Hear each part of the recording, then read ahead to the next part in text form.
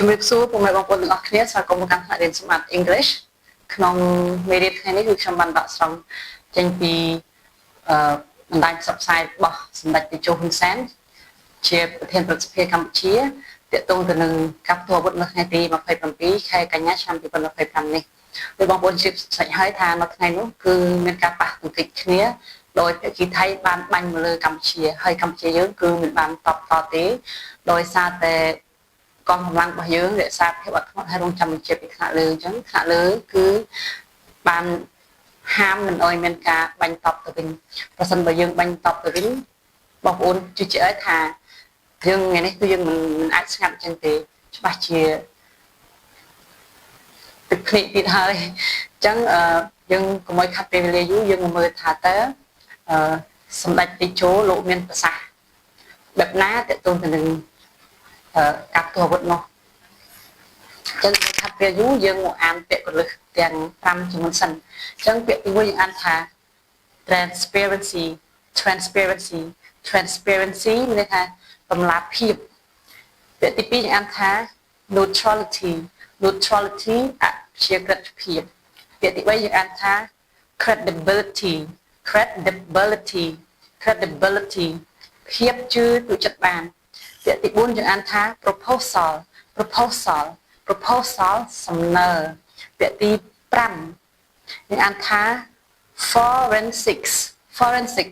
forensics កុសលវិច័យអញ្ចឹងម្ដងទៀត transparency neutrality credibility ពាក្យទី4យើងអានថា proposal ពាក្យទី5 forensics អញ្ចឹងយើងមើលថ្ងៃទី25ខែ9ឆ្នាំ2025ខ្ញុំដាក់ចំណុចជើងខាងលើមាសសុទ្ធនឹងខ្លាច់ភ្លើងគឺដូចបងប្អូនបើអត់ច្បាស់ទេសូមចូលទៅអាននៅ Facebook page របស់សម្ដេចពុកហើយនឹងទទួលព័ត៌មានច្រើនដោយសារតែខ្ញុំដកតែចំណុចទីទួយទេអញ្ចឹងហើយក្នុងពាក្យមាសសុទ្ធខ្លាច់ភ្លើងទាក់ទងទៅនឹងសម្ដេចថាបើសិនជាថៃជាមាសសុទ្ធណាគឺត្រូវតែបង្ហាញកប្បកិរិយាដែលចូលរួមសហការជាមួយដើម្បីរកផុសតាងដើម្បីរកចម្លើយថាតើខាងណាជាអ្នកបង្ករឿងមុនអ្នកផ្ទុះមុនអញ្ចឹងណាអញ្ចឹងយើងចូលមកទាំងអស់គ្នា to ensure integrity ន័យថា ensure នឹងថាធានាដើម្បីធានានៅសុចរិតភាពពាក្យថា integrity នឹងសេចក្តីត្រឹមត្រូវភាពសុចរិតភាពដើម្បីធានានៅសុចរិតភាព transparency តម្លាភាព neutrality អព្យាក្រឹតភាព and ហើយនឹង and credibility ហើយនឹងភាពគួរជឿទុកចិត្តបាន I have submitted a proposal to the leadership ពីនេះយើងអាន leadership អត់មាន leadership ទេសំទោស leadership I have submitted មានថាខ្ញុំបានដាក់ proposal សំណើខ្ញុំបានដាក់សំណើមួយឬក៏ខ្ញុំបានស្នើសុំសំណើមួយអញ្ចឹងណាពាក្យសុភាពវិសាពាក្យដែលសំរុំណាខ្ញុំបានស្នើសុំសំណើមួយដើម្បី leadership នឹងមានថាភាពជាអ្នកដឹកនាំឬក៏អ្នកដឹកនាំដើម្បីឲ្យអ្នកដឹកនាំ of the Malaysian military ន័យថា military កងទ័ពអញ្ចឹងកងទ័ពដើម្បីឲ្យប្រធានកងទ័ពម៉ាឡេស៊ីដើម្បីឲ្យប្រធានកងទ័ពម៉ាឡេស៊ី who currently chairs the ASEAN member led IOT team to undertake two critical tasks អញ្ចឹងដើម្បីឲ្យកន្លែងទៀតខ្ញុំបានស្នើសំណើមួយទៅកាន់ប្រធានកងទ័ពម៉ាឡេស៊ីដែលបច្ចុប្បន្ន who currently មានថា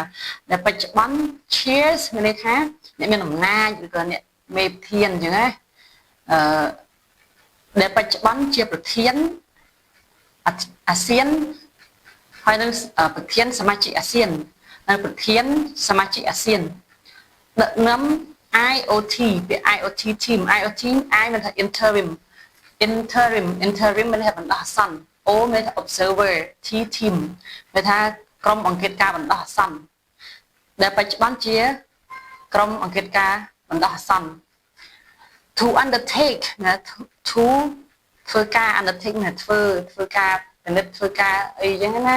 to undertake to critical task critical មានថាយើងធ្វើការគិតរោគនិយាយទៅយើងគិតថាអ្វីខុសអ្វីត្រូវគិតឡើងរបៀបណានេះប្រភេទ critical អញ្ចឹងមានថា critical time មានធ្វើការដែលសំខាន់ធ្វើការងារដែលត្រូវការវិនិច្ឆ័យច្បាស់លាស់អញ្ចឹងអញ្ចឹងថាការងារដែលសំខាន់ដើម្បីឲ្យក្រុមអង្គការដែលជាហើយនឹងកងទ័ពម៉ាឡេស៊ីដែលជាក្រុមអង្គការបណ្ដោះអាសន្ននេះធ្វើការសំខាន់ពីរទី1គឺ conduct ballistic នេះគេហៅថា ballistic forensics conduct ballistics forensic conduct មានថាធ្វើដូចថាយើងធ្វើកម្មវិធីអីមួយ conduct on 20អីចឹងមកអញ្ចឹងធ្វើកុសលវិច័យគ្រាប់ ballistic នេះសម្បកគ្រាប់ដែលយើងបានប្រើណាអញ្ចឹងមិនថាធ្វើកុសលវិច័យលើគ្រាប់ as both countries use different types of អានេះពេលនេះយើងអានថា ammunition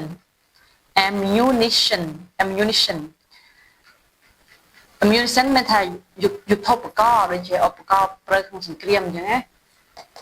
យុទ្ធោបករណ៍យុទ្ធភ័ណ្ឌអាវុធយុទ្ធភ័ណ្ឌអញ្ចឹងមានន័យថាយើងទី1គឺលោកសូមអោយក្រុមអង្គការបណ្ដោះអាសន្ននឹង IoT នឹងគឺធ្វើកសលវិច័យទៅលើគ្រាប់ដោយសារតែប្រទេសណាព្រោះថាប្រទេសយើងនិងប្រទេសថៃនឹងគឺប្រើប្រភេទនេះភេទខុសគ្នា different ណាផ្សេងគ្នាខុសគ្នាប្រើប្រភេទក្របខុសគ្នាផ្សេងពីគ្នាទី2 most importantly មានន័យថាវាសំខាន់ចំណុចដែលសំខាន់ណាសំខាន់ជាងទី1ទៀតចំណុចដែលសំខាន់ inspect the size inspect មានន័យថាពិនិត្យ the size ទីកន្លែងចឹងណា inspect the size និតទីកន្លែង where the shells landed to determine the origin and direction of fire whether it came from Cambodia forwards Thailand or vice versa ចាំន័យថាពិនិត្យទីកន្លែងដែលគ្រាប់ធ្លាក់ shell បើយើងប្រែបានថាសម្បកពីសម្បកខ្យល់សម្បកក្រុមសម្បកងាវហ្នឹងណាហើយក៏ប្រែបានថាសម្បកគ្រាប់អញ្ចឹងន័យថាឲ្យពិនិត្យមើលទីកន្លែងដែលគ្រាប់ធ្លាក់នេះ landed នេះធ្លាក់លើដីគ្រាប់ដែលធ្លាក់ហ្នឹងដើម្បីកំណត់ឲ្យដឹង determine កំណត់សម្គាល់កំណត់បានថាវាអីយ៉ាងកំណត់បានប្រភព origin ប្រភពហើយនឹងទិសដៅ direction ទិសដៅហើយនឹងទិសដៅនៃគ្រាប់ whether មានថាវានឹងបានមកពីកម្ពុជាគ្រាប់ដែលបាញ់ណាបានមកពីកម្ពុជាឆ្ពោះទៅថៃឬក៏ vice versa ហ្នឹងមានន័យថាប្រច្រាស់ត្រឡប់មកវិញប្រច្រាស់ទុយមកវិញអញ្ចឹងមានថាបាញ់ឆ្ពោះពីថៃទៅកម្ពុជាបាញ់ជួបពីកម្ពុជាទៅថៃឬមួយក៏ពីថៃមកកម្ពុជាអញ្ចឹងមើលយើងមើលកន្លែងទៀត shell អានេះគេអានថា trajectories តែបិទវាវាយពេលយើងលើកបាយទៅ IES អញ្ចឹងយើងអានថា tories shell trajectories cannot be ពេលនេះចាប់គ្នាបងប្អូន manipulated នេះពេលនេះ manipulated ចាប់គ្នាដោយសារតែខ្ញុំអត់ចង់ច្រឡោះវាចូលទៅដាក់ហ្នឹង manipulated after impact នេះបើសិនជាយើងប្រែពាក្យតែវាឯងវាឥទ្ធិពលផលប៉ះពាល់អញ្ចឹងមកប៉ុន្តែពេលយើងប្រើកន្លែងនេះមានន័យថា shell នឹងគ្រាប់ដែល trajectories ដែលឆ្លងកាត់មានថានេះក៏វាប្រែបានតាមបត់ណាពេលឃើញវាប្រែថាសម្បកគ្រាប់ដូចគ្នាតែកន្លែងនេះប្រែថាសម្បកគ្រាប់ដែលបានឆ្លងកាត់ដែលយើងបានបាញ់ហើយអញ្ចឹងវាមិនឆ្លងអញ្ចឹងឯងវាមិនទៅតំបន់មួយទៀតអញ្ចឹងមិនថាសម្បកគ្រាប់ដែលបានប្រើហើយអញ្ចឹងដែលស្រួលយល់យើងមិនអាចទៅសម្របសម្រួលគឺទៅបង្វិលយើងអាចទៅបង្វិលវាក្រោយពីមានផលប៉ះពាល់នេះមានន័យថាស្របឲ្យខ្លីមកកន្លែងនេះគឺសម្ដេចមានប្រសាសន៍ថាគ្រាប់ដែលគ្មាននរណាម្នាក់អាចទៅបង្វិលគ្រាប់បានទេមានន័យថាគ្រាប់បើយើងបាញ់គ្រាប់ហើយមុខវាធ្លាក់មិនឧទាហរណ៍ថាវាបាញ់មកពីទិសខាងជើងអញ្ចឹងធ្លាក់ទៅខាងត្បូងអញ្ចឹងមុខវាច្បាស់ជាទៅត្បូងអញ្ចឹងយើងមិនអាចទៅវិលគ្រាប់ឲ្យត្រឡប់ទៅជើងវិញ ឬក៏យកក្រឹបដាក់កលែងផ្សេងទេអញ្ចឹងវាជាផុសតាងមួយដែលយើងអាចរកឃើញថាខាងណាជាអ្នកផ្ទុះខាងណាជាអ្នកបាញ់ខាងណាអញ្ចឹងណាដោយសារតែក្រោយពីមានការប៉ះទង្គិចនេះមកមានការផ្ទុះនេះមកគឺខាងថៃនោះចតខ្មែរយើងស្រោចនិយាយទៅសារព័ត៌មានធំរបស់គេពុះណាក៏គេថាកម្ពុជាយើងនេះបាញ់គេមុនដែរអញ្ចឹងបងប្អូនដឹងស្រាប់ហើយយើងឯណាអ្នកទៅបាញ់គេមុនមកមិនតែគេដោយសារគេនឹងគេអំណាចគេខ្លាំងអញ្ចឹងគេរករឿងយើងអ្នកតូចដើម្បីឲ្យយើងតក់ដៃជាមួយគេទៅគេសង្កត់មកយើងវិញគេរងចាំតែ